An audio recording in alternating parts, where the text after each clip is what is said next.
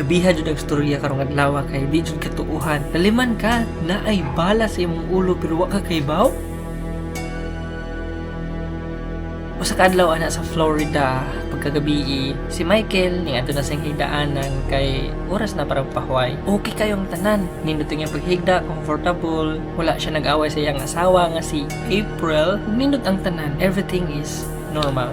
Ug pagkagadlawon ana, nakamataw kalit si Michael. Pagmata niya, grabe kasakit ang iyang ulo. To the point nga ang tibuok kwarto mura nagtuyok sa sobra kasakit sa iyang ulo. Paminaw niya, makuyapan na siya taon-taon. Ug karon iha ginatry og remember basig nahulog siya or basig nasikan siya sa iyang asawa or basig napakong siya or nabagok ang iyang ulo. Pero wa man jud siya mahinumduman nganong maing-ani kasakit ang iyang ulo. Karon padung nabuntag og si Michael wa na jud kaagwantahan ko hita siya sa iyang asawa. Si April, gingon si Michael nga luwi ko sa ospital bi. Magpa-check up ko. Nya si April, abi ra pud niya normal ra nga labad sa o.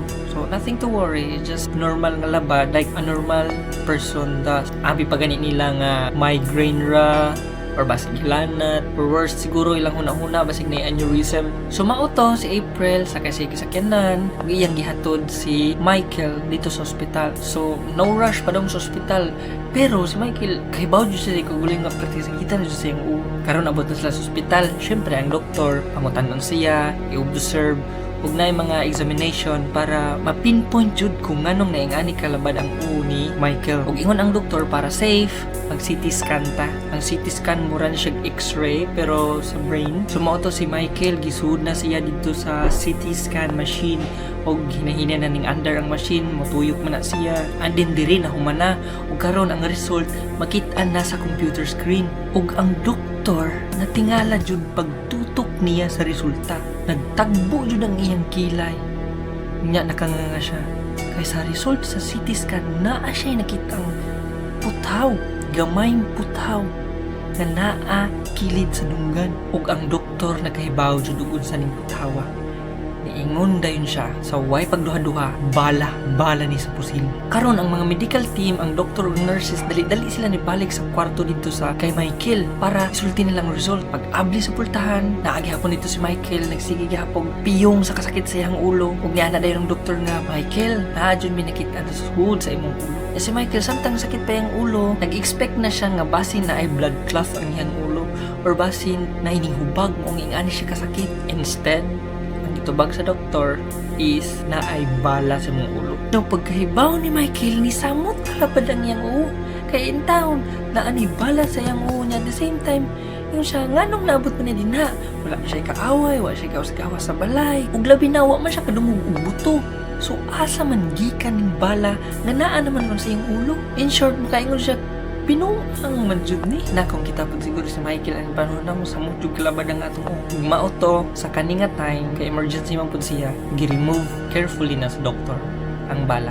Karon as we know nga bala man siya sa pusil, dali-dali ang hospital ning tawag pud dayon sila sa mga pulis. Mauto ang mga pulis, mga detectives nangabot dito sa ospital ug ang ospital gisulti nila tanan kung unsay ilahang nakitaan dito sa ulo ni Michael. Ug upon checking sa mga detectives, ilahang giobserbaran ang bala ug tuod man na sila nakita ang gamay nga opening dito sa iyang ulo. Ug the more nilang gina-observe, nakaingon ang mga pulis nga kani dili ni siya ligaw nga bala, dili ni siya long range, kundi kani gidul-ita ni siya og pusil og gipabuto sa iyang ulo. Og ingon ang mga pulis at this time sa nag-observe pa sila sa possibly sa natulog ka gidulitan kag pusil o dinhigi na pabuto. What's amazing is walay dugo nga ning splash ug at the same time wala siya naunsa mo di pinakamalagros tanan. Pero except lang gi atong labad kayo yang ulo. Other than that,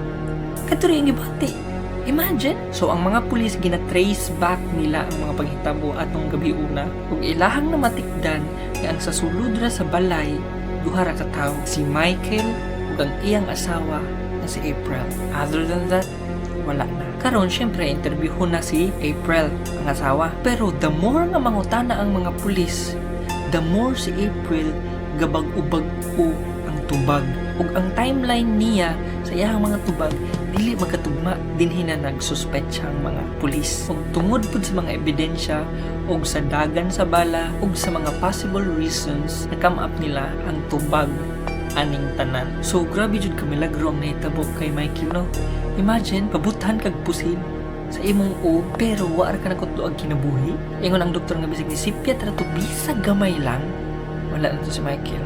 It just so happen nga ang bala kay wala ka lubong, wala ka penetrate ug labi na wala jud nakaigo sa mga vital parts sa utok sa tao. What are the chances sa katapusan ang pulis na found out jud nila nga si April ang asawa ang nagpabuto sa pusil. Ug dapat natong masabtan usa pa ka darker nga perspective ani is that kay baw si April nga naay bala sa uo sa iyang asawa.